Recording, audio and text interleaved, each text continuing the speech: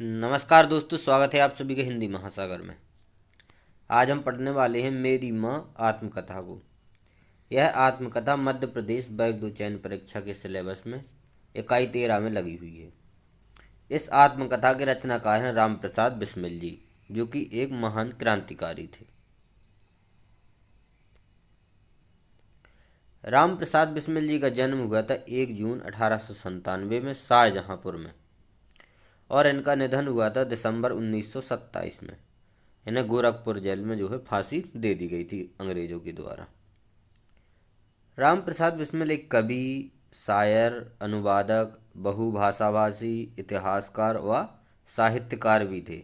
मतलब बहुत ही विद्वान व्यक्ति थे। मतलब कवि भी थे, शायर भी थे, अनुवाद भी करते थे, और बहुत बहुभाषाभाषी, मतलब एक से अधिक भाषाएं भी जानते थे, और साहित्य भी रचते थे। राम प्रसाद बिस्मिल जी का नारा है, ए मातृभूमि तेरी जय हो, सदा विजय हो। मेरी माँ आत्मकथा। श्री राम प्रसाद बिस्मिल बड़े होनहार नौजवान थे।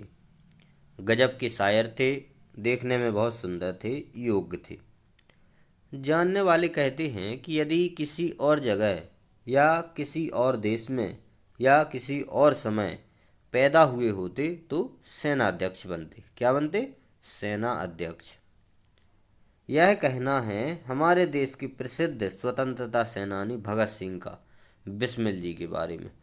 उन्होंने कहा था कि यदि किसी और जगह या किसी और देश में या किसी और समय यदि बिस्मिल जी पैदा हुए होते तो सेना अध्यक्ष बनते।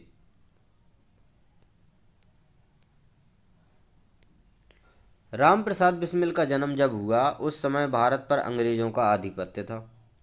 बिस्मिल छोटी सी आयु से ही भारत की स्वतंत्रता के लिए अंग्रेजों से लड़ते रहे। अंग्रेजों ने उन्हें जेल भेज दिया और फांसी की सज़ा दे दी। जेल भी जेल में भी उन्होंने अंग्रेजों के अनेक अत्याचार सहे। जेल में रहते रहते ही उन्होंने चोरी छिपे अपनी आत्मकथा लिखी। अंग्रेजों से बचते बचाते जेल से बाहर भेजते रहे, जिसको उनके साथियों ने उसे प्रकाशित भी करवा दिया। इसका नाम रखा गया निज जीवन की एक छटा। तो क्या रखा गया? निज जीवन की एक छटा। उन्होंने जेल में रहकर जो आत्मकथा लिखी उनको चोरी से बाहर भेजा और उनके साथियों ने उसको प्रकाशित करवा दिया और नाम रखा निज जीवन की एक छटा। इस पुस्तक ने अंग्रेजों के होश उड़ा दिए। लोगों में अंग्रेजों के विरुद्ध क्रोध और बढ़ गया। इस तरह आत्मकथा के कारण अंग्रेज बिस्मिल को फांसी देने के बाद भी हरा न सके। मतलब उन्होंने अंग्रेजों ने फांसी दे दी, फिर भी आत्मकथा लिख गई तो उसमें उन्होंने अपनी सारी बातें बता दी, तो अंग्रेज उन्हें फांसी देने के बाद भी हरा न सके। इस आत्मकथा के माध्यम से आज भी बिस्मिल हमारे मस्तिष्क में जीवित हैं। आज भी यह आत्मकथा लोगों को प्रेरित करती है। क्या आप भी उनकी आत्मकथा को पढ़ना चाहते हैं? क्या हाँ, तो यहाँ प्रस्तुत है उनकी आत्मकथा का एक अंश। लखनऊ कांग्रेस में जाने के लिए मेरी बड़ी इच्छा थी। यहाँ से आत्मकथा शुरू हो जाती है कि लखनऊ कांग्रेस में जाने की, कौन सी कांग्रेस में? लखनऊ वाले डिवीज़न की कांग्रेस में जाने की मेरी बड़ी इच्छा थी। दादी जी और पिताजी तो इसका विरोध करते थे, किंतु माता जी ने मुझे खर्च दे ही दिया। तो दादी जी और पिताजी उनकी इस बात का विरोध करते थे, लेकिन माता जी उनका साथ देती थी। उसी समय शाहजहांपुर में सेवा समिति का आरंभ हुआ। मैं बड़े उत्साह के साथ सेवा समिति में सहयोग देता था।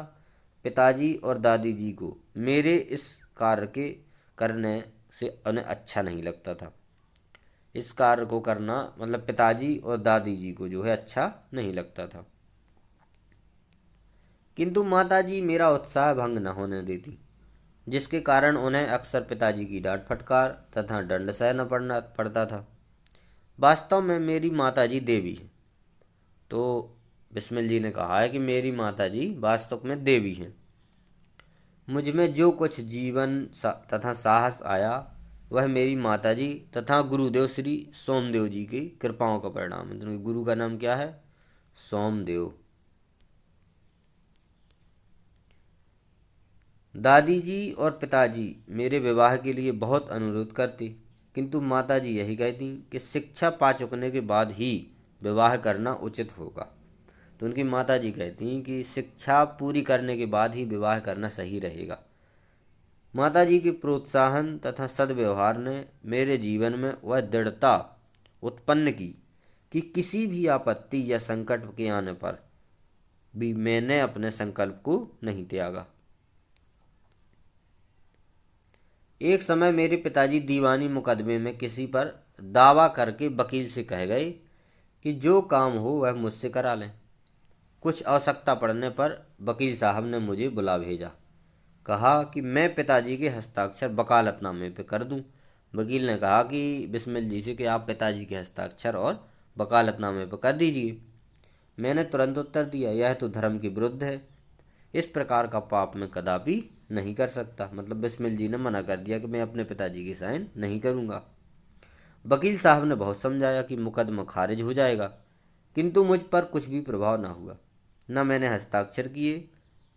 अपने जीवन में हमेशा सत्य का आचरण करता था, चाहे कुछ हो जाए सत्य बात कह देता था। तो बिस्मिल जी हमेशा अपने जीवन में सत्य का आचरण करते रहे, मतलब सत्य बोलना, सत्य कार्य करना। 11 वर्ष की उम्र में माता जी विवाह कर शाहजहाँपुर आई थी। तो उनकी माता जी का विवाह कितने वर्ष में हो गया था? 11 वर्ष में। उस समय वह नितांत अशिक्षित और एक ग्रामीण कन्या के समान थी। मतलब जब उनका विवाह हुआ तो 11 वर्ष की अवस्था में कितना ही ज्ञान होगा। शाहजहाँपुर आने के थोड़े दिनों के बाद दादी जी ने अपनी छोटी बहन को बुला लिया। उन्होंने माता जी को गृह कार्य की शिक्षा दी। तो दादी जो थी उनकी, बिस्मिल की, उन्होंने अपनी छोटी बहन को बुला लिया। तो उन्होंने बिस्मिल की माता जी को गृह कार्य की शिक्षा दी। थोड़े दिनों में माता जी ने घर के सब कामकाज को समझ लिया और भोजन आदि का ठीक ठीक प्रबंध करने लगी। मेरे जन्म होने के 5 या 7 वर्ष बाद उन्होंने हिंदी पढ़ना आरंभ किया। तो बिस्मिल जी के जन्म के 5 से 7 वर्ष बाद उन्होंने हिंदी पढ़ना शुरू किया था। पढ़ने का शौक उन्हें खुद ही पैदा हुआ था। मोहल्ले की सखी सहेली जो घर पर आया करती थी, उन्हीं में जो शिक्षित थी, माताजी उनसे अक्षरबोध करती। इस प्रकार घर का सब काम कर चुकने के बाद जो कुछ समय मिल जाता उसमें पढ़ना लिखना करती।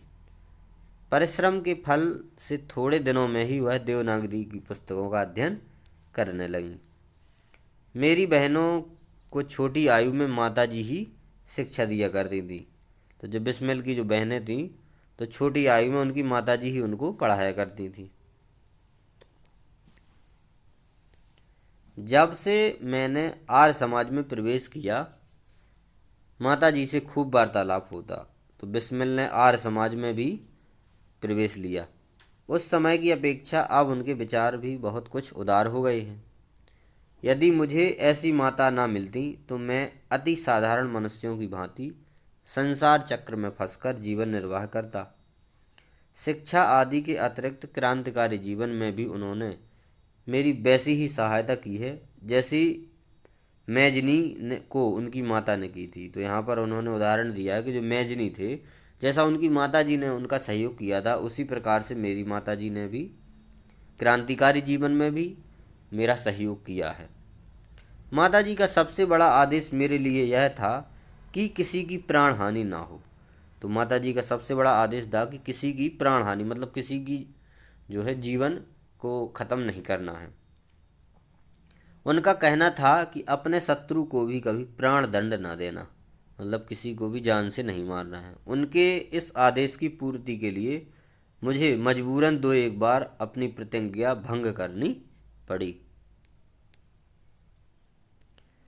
जन्मदात्री, इस जीवन में तो तुम्हारा ऋण उतारने का प्रयत्न करने का भी अवसर ना मिला।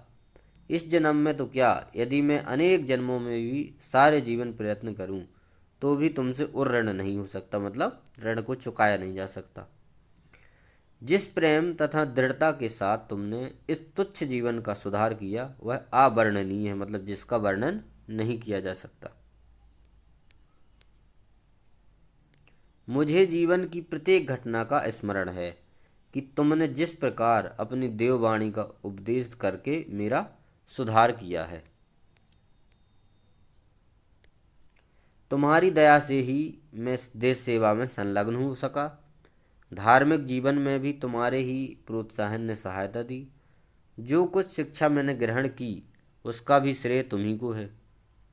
जिस मनोहर रूप से तुम मुझे उपदेश करती थी उसका स्मरण कर तुम्हारी मंगलमयी मूर्ति का ध्यान आ जाता था और मस्तिष्क झुक जाता था। तुम्हें यदि मुझे ताड़ना भी देनी हुई तो बड़े स्नेह से हर बात को समझा दिया। मैंने धृष्टतापूर्वक उत्तर दिया, तब भी तुमने प्रेम भरे शब्दों में यही कहा कि तुम्हें जो अच्छा लगे वह करो, किंतु ऐसा करना ठीक नहीं, इसका परिणाम अच्छा ना होगा। जीवनदात्री, तुमने इस शरीर को जन्म देकर केवल पालन पोषण ही नहीं किया,